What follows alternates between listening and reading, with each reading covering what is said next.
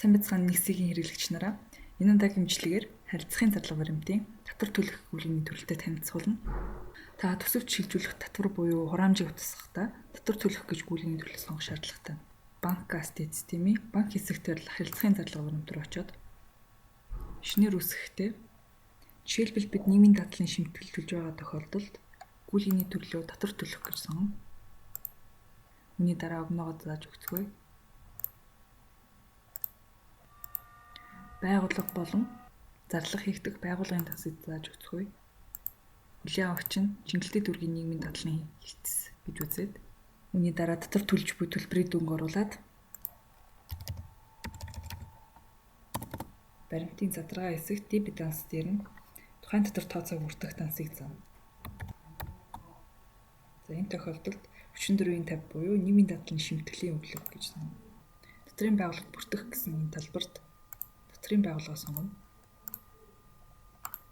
Хэрвээ уг жагсаалтанд байхгүй тохиолдолд та шинээр үүсгэх боломжтой.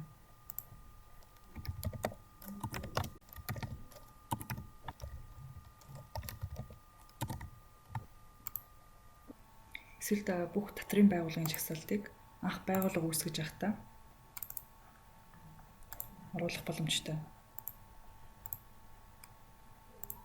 Дараагийн бүлэг талбар мөнгө хөрөнгөний хөдөлгөөний зүйл.